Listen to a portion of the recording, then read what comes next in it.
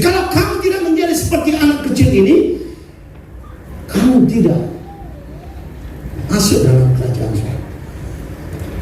Dan menerima anak kecil seperti ini dalam namaku adalah menerima aku sendiri. Haleluya.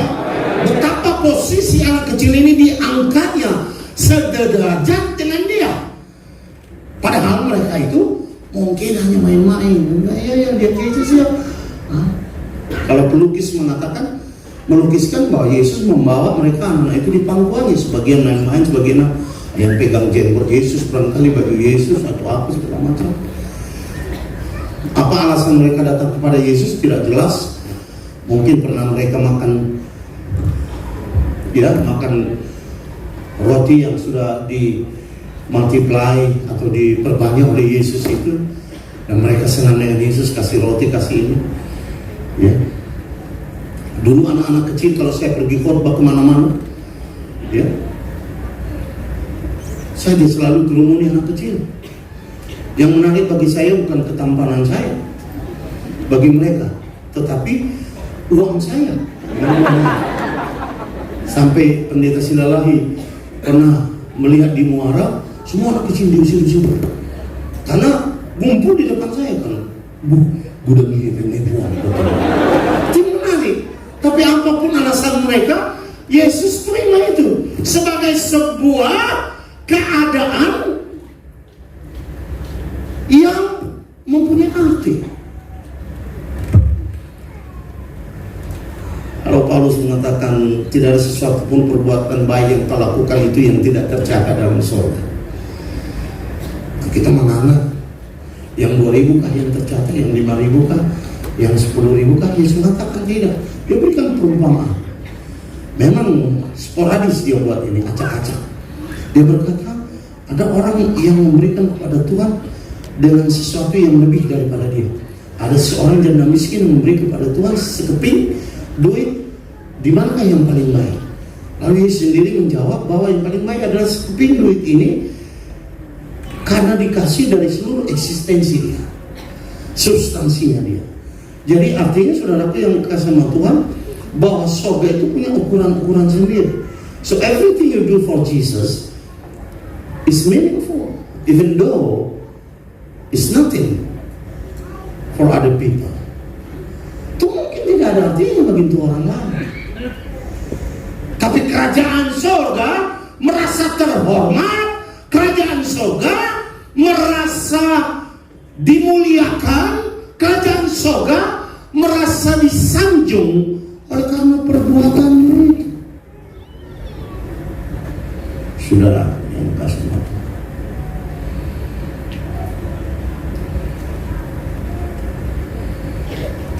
dan setiap perbuatanmu yang baik itu selalu akan mendapat reaksi. Ada reaksi.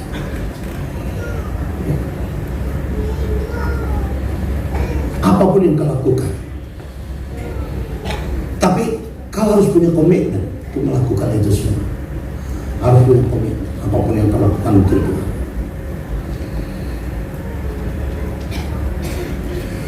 Dalam kasus perempuan yang datang meminyaki kaki Tuhan Yesus dan meminyaki Yesus ketika dia dijamu oleh seorang, katakanlah orang sekular, dan narwastu, minyak wangi yang dipecahkan itu membuat seluruh ruangan itu semerbak, telah membuat orang banyak gusar. Ada perhitungan kuantiti di sana, perhitungan angka, ada perhitungan bukan responsibilitas tetapi accountabilitas dari sebuah perbuatan yang dilakukan terhadap Tuhan Yesus oleh Yudas, dan dalam kitab Markus pasal 14 oleh murid-murid yang lain. Coba mungkin kita buka ya. Kita buka Markus pasal 14 supaya jelas bagi kita.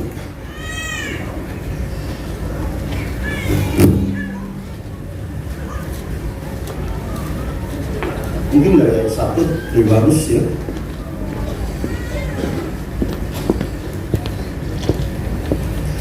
Hari Raya Paskah, oke. Kedua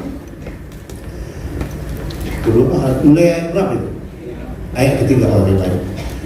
Ketika Yesus berada di Betania, di rumah Simon Kusta dan sedang duduk makan, datanglah seorang perempuan membawa suatu budi-budi kolam berisi minyak narwastu murni, ya, bukan kawin ya, murni betul-betul ini.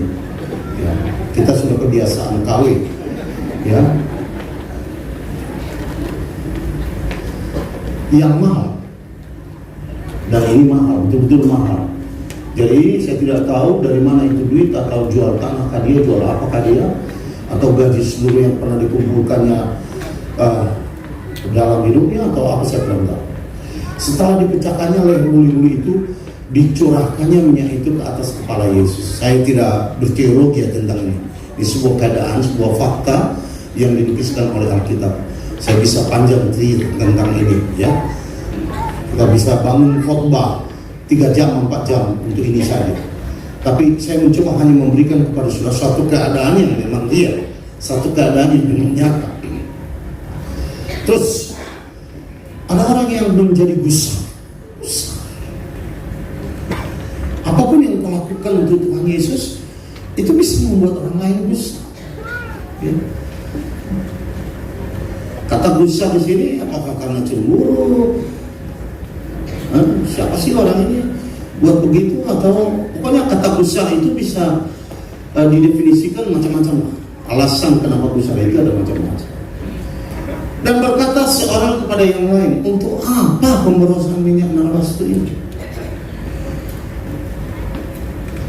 Saudaraku yang kasih Tuhan, selalu pekerjaan Tuhan itu hanya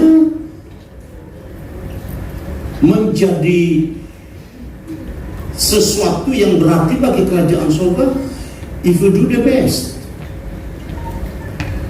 Nah, ini perempuan melakukan yang terbaik untuk Tuhan, itu saja.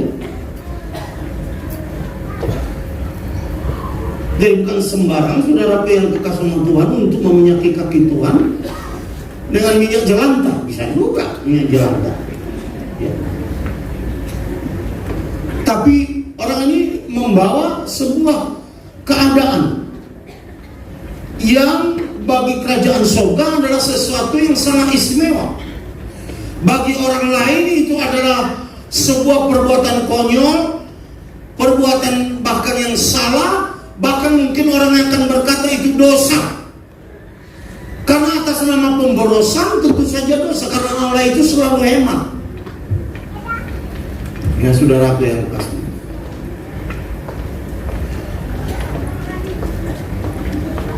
Ayat 5 berkata, sebab minyak ini dapat dijual 300 dinar, mulai ada hitung-hitungan ini, lebih, dan uangnya dapat diberikan kepada orang-orang miskin. Lalu mereka memarahi perempuan itu. Saudara yang kasih sama Tuhan, kan selalu ada tantangan untuk melakukan yang terbaik begitu. Walaupun kau rela, walaupun kau mau, walaupun syukur, selalu yang terbaik. Saya dulu pernah ditantang oleh istri saya, almarhum, ketika saya lebih banyak meninggalkan keluarga, dan dia hampir, orang ini berumur SD kelas 3, kelas 4, baru dia ikut dengan saya. Ya. Lama-lama dia yang ketagihan, karena semua uang salam saya untuk dia. Jadi lain motifnya, tapi saya tidak peduli, yang penting saya dikawani. Ya. Kalau uang salam bisa saja saya pilih dulu yang besar-besar, baru saya kasih yang kecil-kecil sama dia. Ya. Kita bukan akal-akal, lebih suka sama muluk. Uluk demi uluk. Oke, Kenan mengatakan, tetapi Yesus berkata, biarkanlah dia. Mengapa kamu menyusahkan dia? Kenapa engkau kasih label yang aneh kepada sebuah perbuatan yang baik? Kenapa engkau membuat sebuah tema dari sebuah tema yang engkau tidak mengerti, karena ini dilakukannya, lakukan yang terbaik bagi Tuhan, dan kamu membuat tema yang lain, pemborosan lah, perempuan yang tidak tahu diri lah. Jangan susahkan dia, kata Yesus. Terus lalu karena orang-orang miskin selalu ada padamu, dan kamu dapat menolong mereka bila mana kamu mau atau menghendaki. Kenapa sih lese banget sih lo? Orang miskin akan selalu ada padamu. Setiap kau keluar dari rumahmu, kau akan ketemu dengan miskin. Dan kau mencoba memanipulasi kemiskinan orang ini untuk membatalkan sebuah kebenaran. Pernahkah saudara tahu kenapa Yesus mengatakan bahwa Allah itu harus disembah dalam roh dan kebenaran?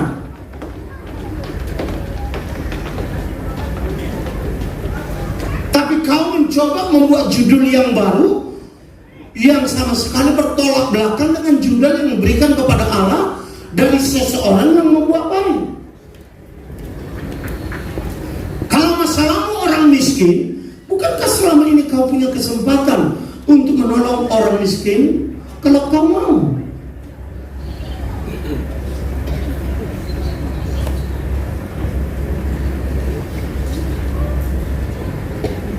Nah, saudara yang kekasih Tuhan,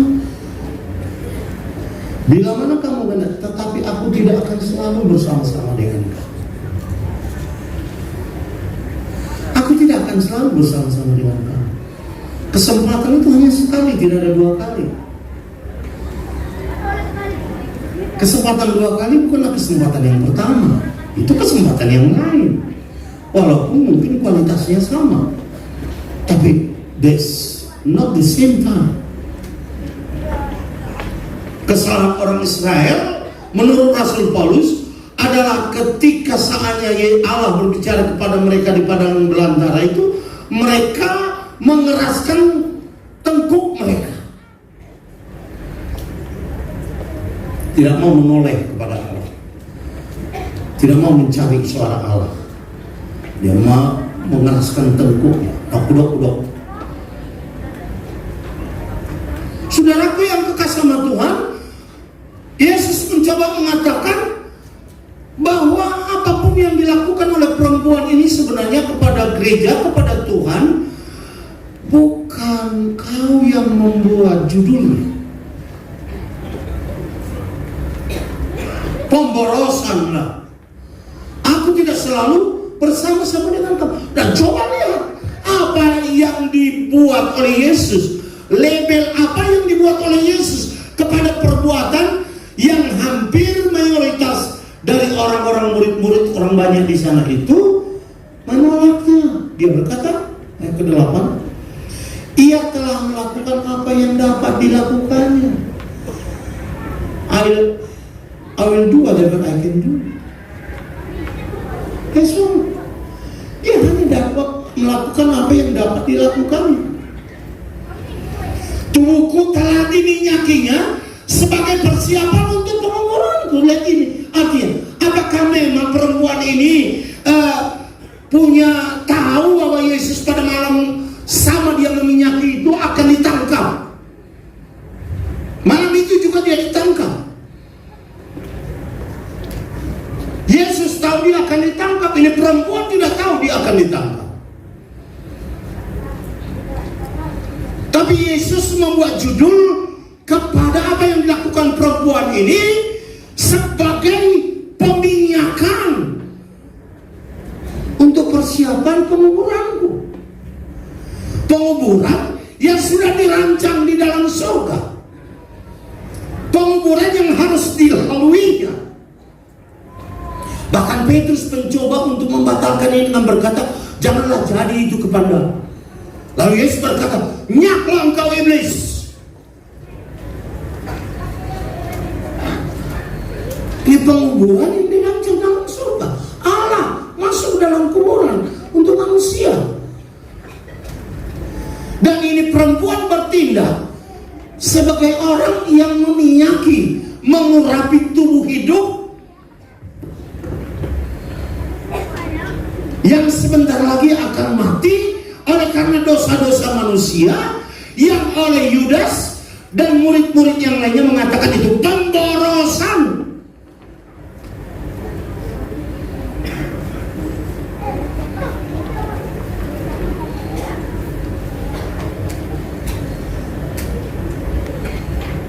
Ada panitia yang mengatakan pada saya kemarin,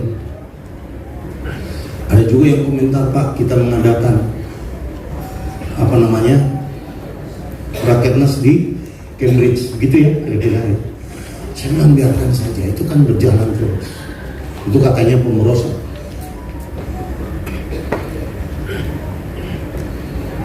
Karena kalau kita kumpulkan uang itu, kita sudah bisa dirikan gereja. Seperti itu perhitungannya. Gereja adalah satu hal. Dia saja tidak pernah menyumbang gereja, tapi dia mencoba untuk membatalkan apa yang dilakukan untuk Tuhan dalam sebuah momen dan waktu yang tertentu bagi Tuhan. Yesus mengatakan orang miskin ada di Tuhan. Kau ingin untuk menolong orang miskin, kau punya banyak kesempatan loh. Kau punya kesempatan untuk membangun gereja. Gereja kita sudah 1.200 gereja, 800 sudah permanen. Saudaraku, orang Nias baru saja membangun gereja dengan biaya 3 miliar. Saya tanya kepada mereka, apa pekerjaan mereka? Mereka katakan ada yang tukang beca, paling tinggi pegawai negeri. Apa kedudukannya itu, Pak T? Mana T? Hah? Tidak ada pegawai negeri kan? 3 miliar. Mewahnya seperti ini. Lampu seperti ini ada 2.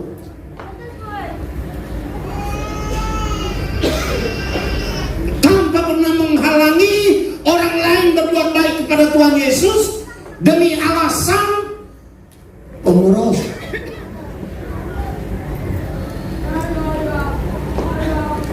Ada kalanya saya makan di restoran yang bintang 5. Ada kalanya saya makan, saya sudah pernah makan dengan istri di warung serba 8.000. Serba 8.000. Kita coba, Pak, katanya yang serba 8.000. Enak, nikmat, saudara. Ada momennya engkau melakukan yang terbaik bagi Tuhan dan kau tidak peduli apa kata orang tentang apa yang kau lakukan untuk Tuhan itu. Haleluya. Haleluya. Dan keputusanmu itu sangat berarti bagi Tuhan. Karena everything you do for Him, it has meaning. Selalu ada arti. Saudaraku yang kekasih Tuhan. Karena itu, saya mengembang kita melakukan yang terbaik adalah apa yang bisa kau lakukan untuk Tuhan. Saya tidak mencoba membuatnya dalam frame atau bingkai jumlah atau apapun, baik ruang maupun waktu maupun bakat maupun talenta. Ketika Biro Pemuda tadi menyanyi dan sangat bagus nyanyiannya, terus setelah selesai saya bilang sama pendeta Bresman, wah sudah bagus sekali pujian orang ini ya, luar biasa. Dia bilang, ya kita memang sudah mulai seperti Protestan. Artinya apa yang terbaik bagi Tuhan, itulah yang terbaik bagi Tuhan. Artinya ada guru yang benar, dirijen yang benar, ya. Ada cara yang benar untuk menyanyi, dan ada nyanyian pujian yang dinyanyikan oleh seluruh orang dengan baik dan masih pas sorohon suarana mau taruhlah doa kengatenya datang udah masih pas sorohon lain mau lebih dah bagudang deh orang asal ini pudi kalau jelaskan yang penting Jadi belok baju baru. Sadari batu dua no, apalagi anong dua matong nang nawa tu solhor sila jala mengilamu do tu. Takola tatari manung tu jamita.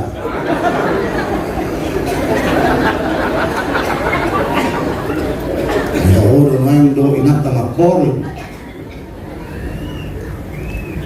Sudah yang tas sama itu. Dan itu bah.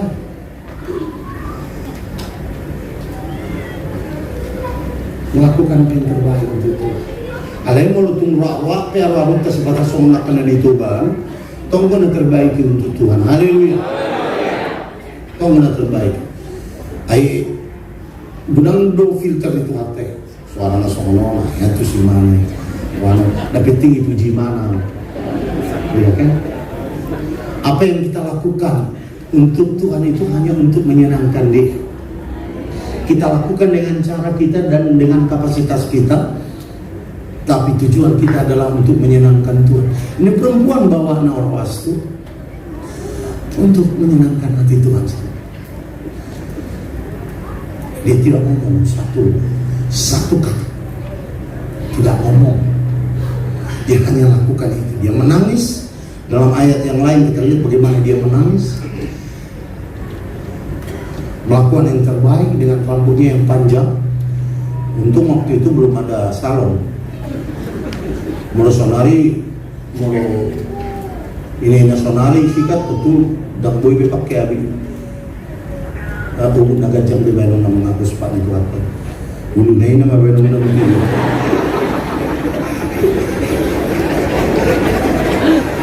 Anak yang pul-pul deh, apa ya?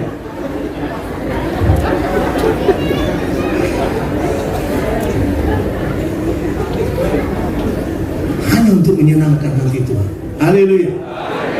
Menyenangkanmu, senangkanmu, hanya itu kerinduanku. Menyenangkanmu, senangkanmu, hanya itu kerinduan. Tuhanku mau menyenangkanku, Tuhanku mau menyenangkanmu,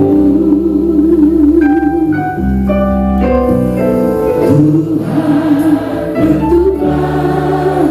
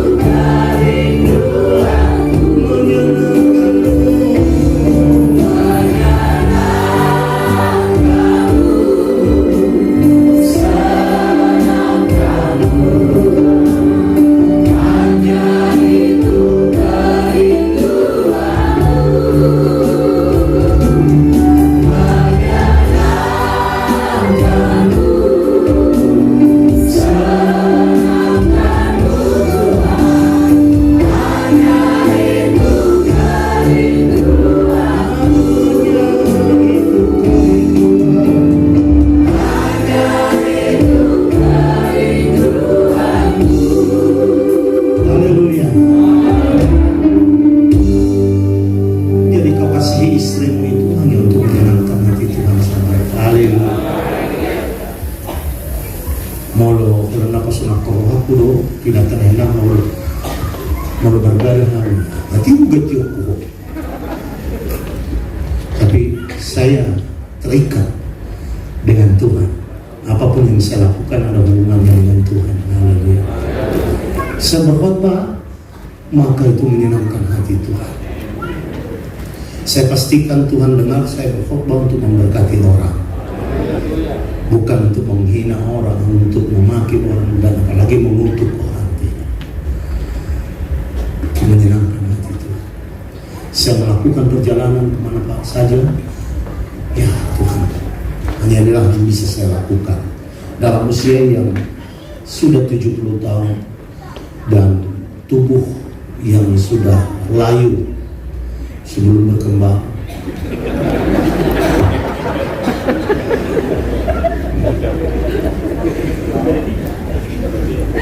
Baru-baru ini saya pergi ke hari Kamis, baru saya pulang.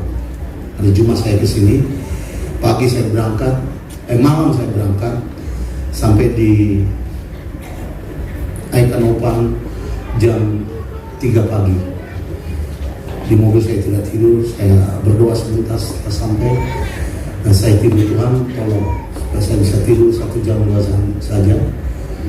Kau tahu jam 7 sudah ada telepon, dibangunkan, untung ada telepon, lalu saya angkat. Udah tiba jam siang, badan saya sudah capek sekali, tubuh saya sudah nggak tahan sebenarnya, kaki saya sudah tidak bisa berdiri. Nah, saya menangis. Saya ingat istri saya, dan dulu dia tahu saya kalau lemah, dia pijit-pijit kaki saya sampai kepada kantong saya.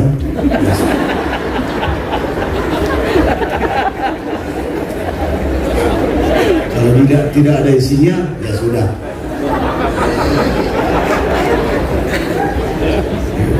Ini saya tidak bisa, harus tahan sendiri.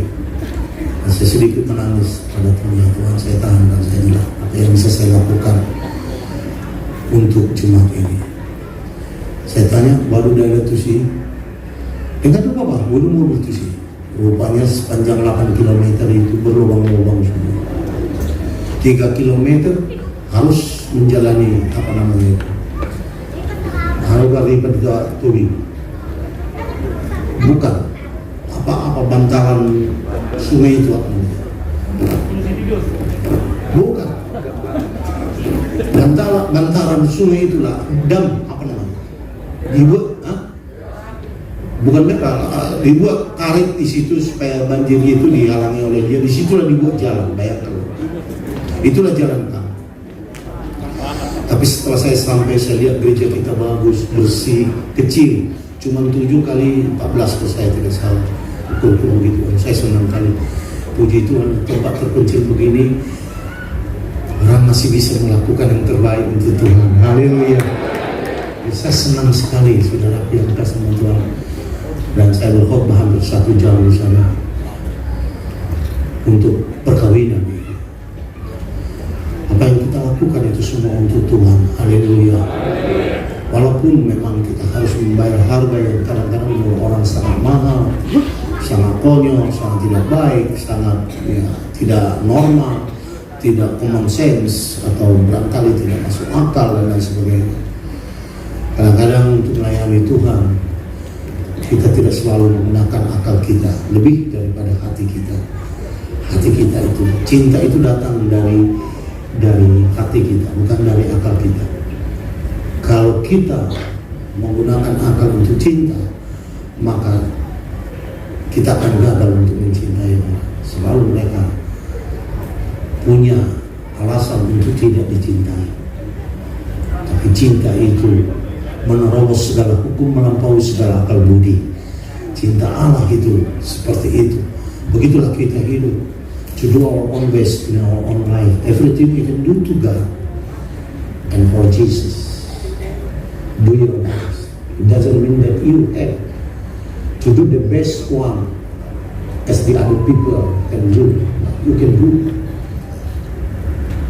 whatever you can do to God. Apa saja. memberkati saudara dan menjadi orang-orang yang berharga dan mempunyai arti di tiap gereja di mana saudara menjadi anggota. Haleluya.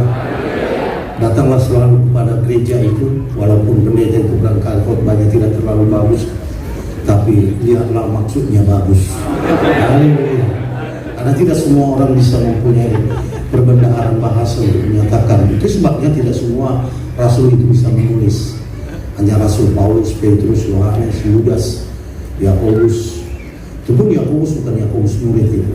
Itu Yakobus adik Tuhan Yesus. Tetapi whatever they preach with their own simple way, it does have a meaning to your life.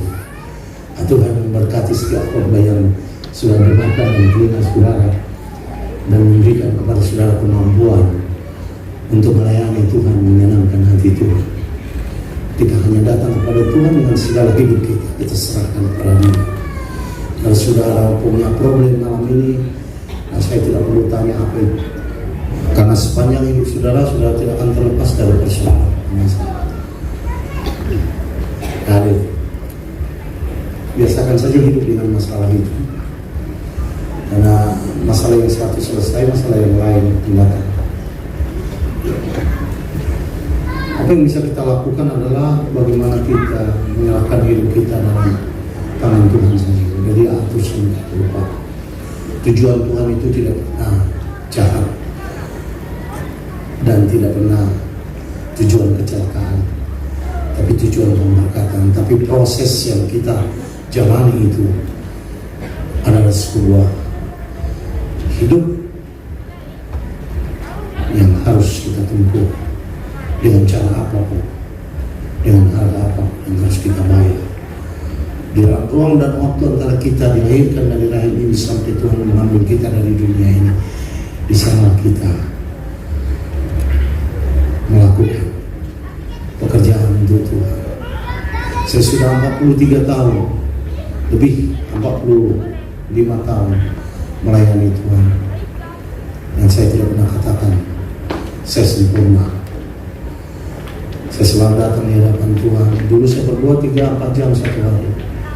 Sekarang saya tidak bisa lagi berlutut, karena kalau saya berlutut tidak ada yang menolong saya untuk berdiri lagi. Dan saya suka menangis. Saya coba berlutut, saya taruh bantal dan saya berlutut. Kemudian saya berdiri, saya tidak bisa. Setengah jam saya harus duduk menegangkan kaki saya. Nah, saya katakan, walaupun saya tidur Tuhan dan duduk Tuhan, terimalah doa saya. Inilah yang terbaik yang bisa saya lakukan untuk memuji Engkau. Dulu setiap minggu saya puasa. Tidak ada satu minggu itu saya tidak puasa.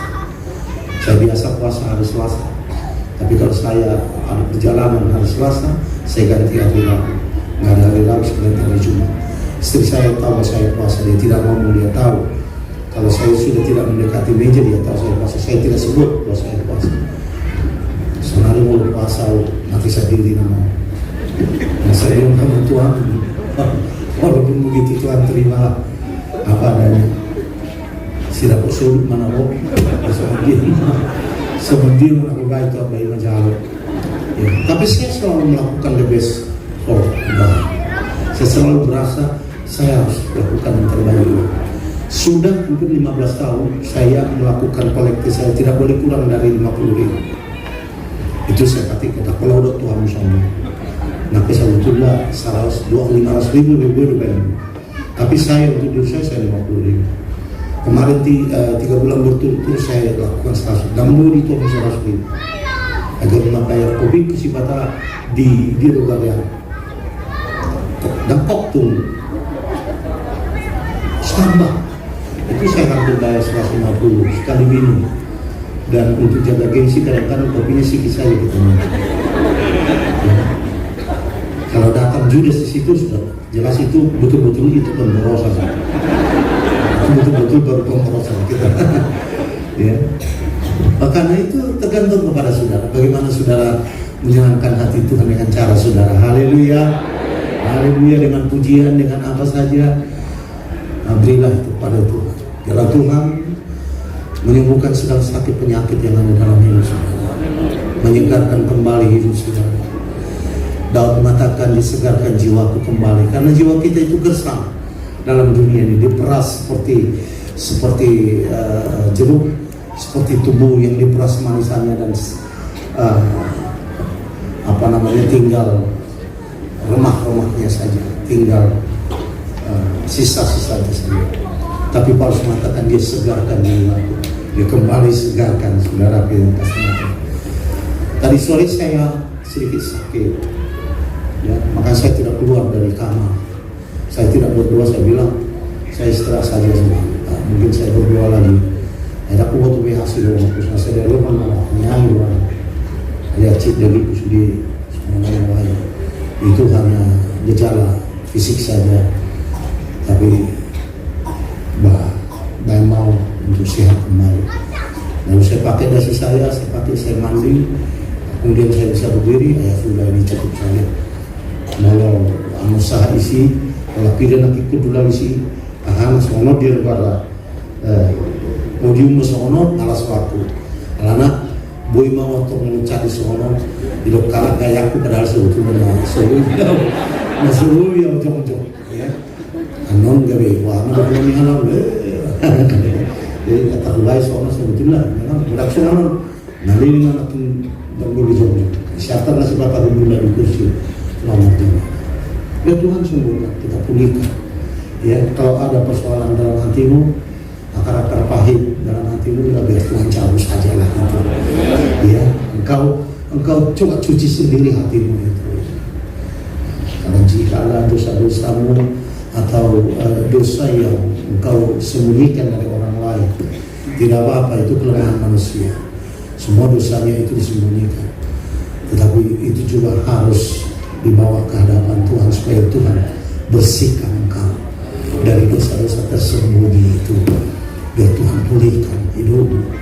Jika ada daganganmu dan apa semua pun yang baru-baru ini mungkin kurang baik, kurang enak, kurang pas, berdoa saja kepada Tuhan. Tuhan akan jawab.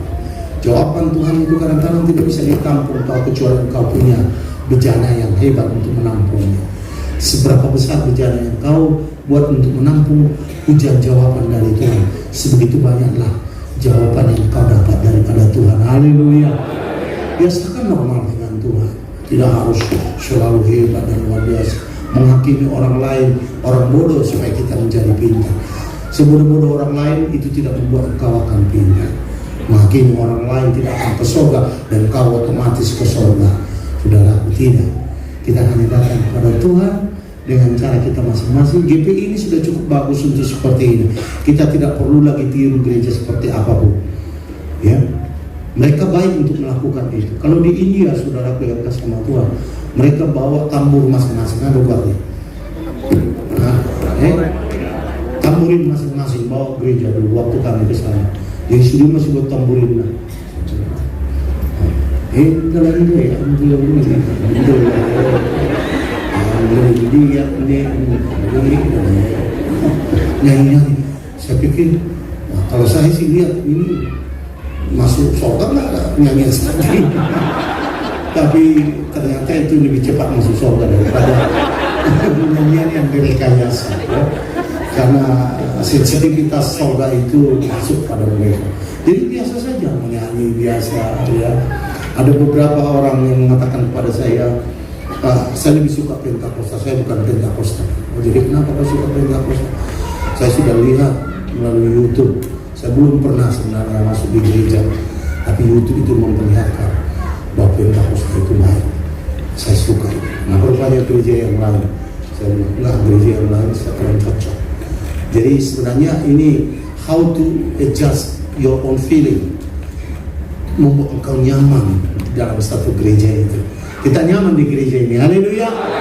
Haleluya. Dan kita tidak perlu rombak-rombak apapun di sini untuk membangun, untuk mengembangkan, untuk membuat dia lebih besar, lebih mulia, lebih hebat dan luar biasa. Itu kita harus mengusahakan.